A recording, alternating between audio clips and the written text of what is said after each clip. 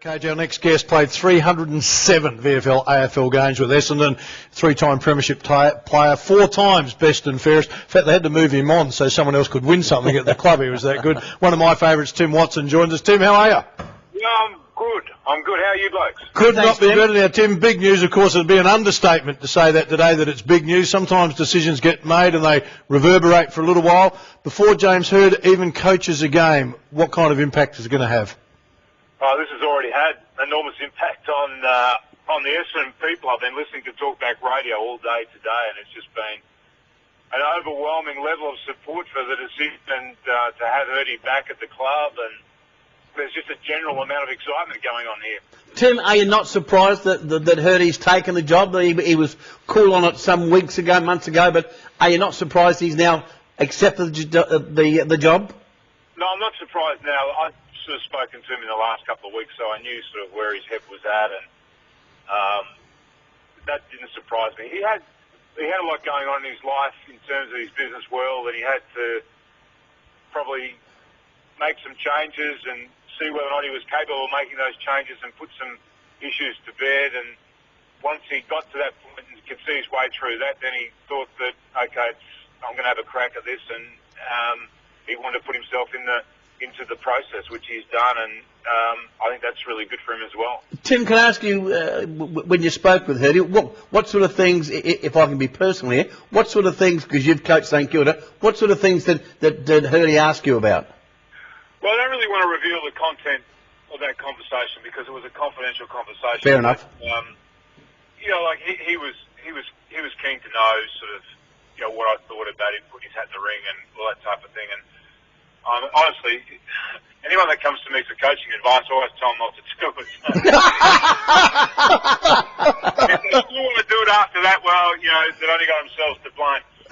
Tim, you did coach 99-2000 at St Kilda, and you went from playing to coaching. Do you see some similarities between yourself and Hirdy? I mean, we accept that you're better looking and dress a lot better, but are there any similarities here? Well, I guess the major similarity is that he's going into the hurly-burly world of AFL football without any experience, and that's a major similarity. Look, I'd never underestimate James. I've said this to many people. No matter what he did in life, I'd never underestimate him. And there's something about him. He's got some really strong, powerful characteristics and personality traits that I think will suit him really well. He's a great preparer. He's fastidious. He's direct. He's honest. He's compassionate. And despite what a lot of people think, he's got a very hard edge to him too, which I think is going to serve him really well in coaching. Tim, he made the point that when appointing his assistant coach, he wants a senior assistant. In other words, a person that has coached at AFL level. Just how important is that decision to get that right? Yeah, no, that's vitally important. And I think that he needs somebody that has had success at AFL level as well. Yep. Hopefully, or possibly, grand final success, because what he needs to be able to do, he needs to be able to plug in and short-circuit the whole system as much as he possibly can. He's going to be on the steepest learning curve he's ever been on in his life, and he needs somebody there that can tug his coat, just pull him in the right direction, and just give him the advice and the experience that they've been able to gather over a long period of time. So I think that's vitally important. Tim, Mark Williams is a good mate of mine, so it's, when you talk about all the things you've just mentioned, premiership coach, been in the cauldron, would he been assistant coach at Essendon? Do you see him being one of the front runners? Well, I think he would be well in the mix, and I don't know what Choco's views are on this. I haven't spoken to him about it. So, you know, that person that sits alongside James Hird, though, has to be really comfortable and happy with that role that they'll fulfil. Tim, what about a 4-year deal? Are you not surprised with the 4-year deal? No, I'm not surprised. No, I think, you know, it's a little bit unusual. Yeah. In AFL football for anyone to get that sort of a tenure, but I guess the circumstances surrounding this are a little bit different. I think the club and James he's not going into this with his eyes wide open. He understands where he's at. He understands what the list is that he has to work with as well, and how difficult the circumstances are in AFL football at the moment with 2 new teams coming into the competition. So there's a lot of other things at play here. But look, it's unusual that anyone would get a 4-year tenure, but given the circumstances, I can understand that. Yeah, fair Tim, enough. we all go into coaching the first time. We're wide-eyed, a lot of energy, a lot of enthusiasm. For you, when you went into the role, were you caught off guard a little bit by how consuming the job becomes? Yeah, I was, and that was one of the things I did say to him, like the workload. Don't underestimate how great the workload is, and I think that's, if I ever, if someone ever came to me and said, what advice would you give me, I would say, look, you've got to go in as an assistant coach, because when you're in the system, you actually do get to understand what the workload is. So if you're ever to fulfil the role as senior coach, you'll understand that. I mean, it's a progression. It's going to be greater than any of the minor roles that you fulfil, but at least you have an understanding of what it's like. So not to sort of walk in out off the street as such, like he's doing, and not understand that workload, that's the one thing that you don't want to be underestimating. Yeah. Tim, the feeling I get, and I'm a long way from the accent, the feeling I get is that the Essendon Football Club are going to leave no stone unturned to make this appointment of James Hird as a great success. Well, they have to. I mean, when they went down this road, they have to then also take on board all the other bits and pieces that are needed to contribute to this. So, look, the club has been really disappointing over, probably 7 or 8 years now, and they are disappointed in their lack of success. They're disappointed now in their lack of standing that they have in the competition, because they've slipped from one of the benchmark teams in the competition to well down the ladder, and that's what they're trying to resurrect. And in doing that, they decided that they needed to do something maybe a little bit different, and they need to loosen the purse strings and go out there and see whether or not they can become the leader in the competition again, and this is the first step towards that. Tim, can I ask you, again, as a personal question, your lad Job is the captain of the Bombers and a very good player. Have you spoken to your son about his reaction to the appointment? No, I haven't actually. I had a missed call from him, and I tried to ring him before, but I think he's read the writing, because I think he might be a training now. Tim, can I ask you this?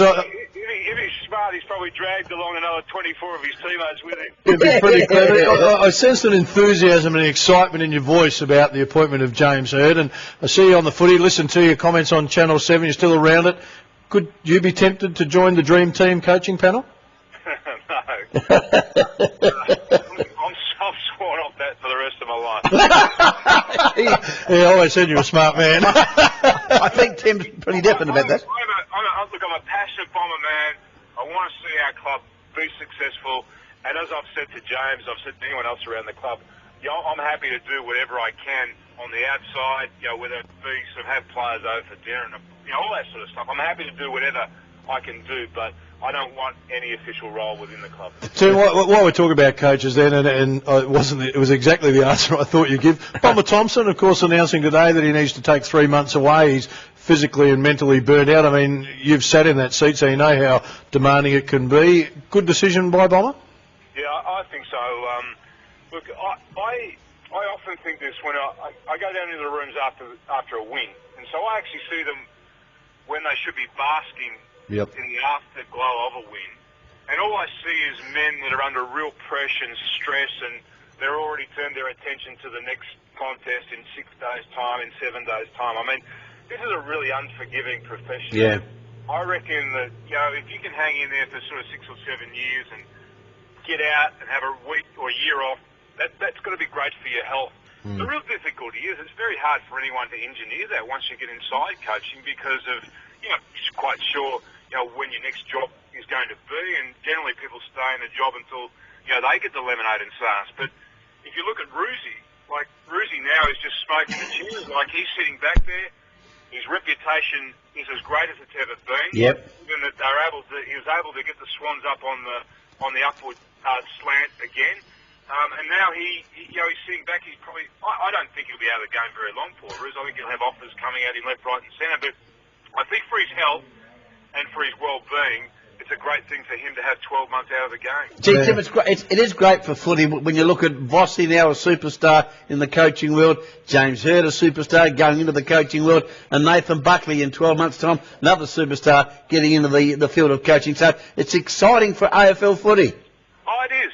Look, it's great. It's alive, but I get just as excited seeing somebody like Dean Bailey, who came from absolutely nowhere. Yep. Got himself through the process and has really, I think, just laid the foundations now for a really good, successful team. So, and then you've got also Harvey this year, Mark Harvey, making his mark, yeah.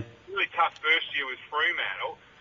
Decided to do his own way, went back into the waffle, recruited players, sort of got rookie players, and we've seen the improvement that they've made this year as well. So, I get genuinely excited about that, and the way the game's evolved too. I think that at the weekend, tactically, Ross Lyon was a genius at the weekend. Like what they did throughout the course of that game, I thought was really exciting. And there's been an explosion of ideas that have come into AFL football, and I don't reckon we've seen the I reckon the evolution of the game, say, over the last decade even, has probably been greater than it was the previous 50 years. Yeah. Tim, you mentioned that you've been in the change room of the winning team. I saw you on the ground after the game last weekend with your role with Channel 7, so you're in there amongst it with the players. Could you sense the feeling of where they were at in a drawn game in a grand final? I've made mistakes in the past in trying to read body language and behaviour and all that sort of stuff, but I really got the sense when I went down to the ground after the game, and I could hear the St Kilda players, and there's great leadership from Revolt and Brendan Goddard, and I wasn't that close to the Collingwood players, so I don't know that this didn't take place, but the way that they reacted to that draw, those St Kilda players, they were gearing themselves up to play this replay grand final on Saturday almost immediately after that siren sounded, and that's got to be a really good thing for them to be able to do. Tim, who do you think will win on Saturday before you leave us? Well, I think St Kilda. I was really hot on Collingwood going into last weekend, but they just couldn't put them away. St Kilda played the percentages better than anyone, and I think physically, as a team, they're just a bit bigger and a little bit stronger, and I think that'll hold them in good stead at the weekend. No doubt, it was a solid foundation that was laid for him in 99, 2000 that's got on this far, I think. Well, look, no one was prepared to believe me back then, but I had a 11-year project. I believe you, Tim. I can see your vision. Tim, appreciate your time and all the best. Look forward to a big game on Saturday, Tim. Always good to talk to you. Cheers, boys. Good, Timmy Watson. I think he got short sheet a little bit at St Kilda. Oh, he did, but he's definite about not getting back into the... Too smart. He's right. If you see some of the coaches' cage after a game, and the way they're just exhausted... Well, you've been there, well, then you've got to front up, and then, I admire them, no doubt about it. I think Hurdy... It's a great announcement for the Essendon Footy Club. I don't think anyone's surprised. Great for footy. Hurdy's one of those guys, isn't he, that you admire, you like. So you're drawn in and you want him to be successful. Same as Buckley, same as a Voss. Although I reckon Hurdy's maybe a little bit better than those two as far as the warmth that people sense from him. Yep, no doubt about that. Bucks can be a bit cold. Vossy can be very blunt, in fact. But look, I just think I said earlier, I think it's great for AFL football. We're seeing those names stay involved in the game at the highest level. I think he's going to have a big impact. Tim Watson, our special guest.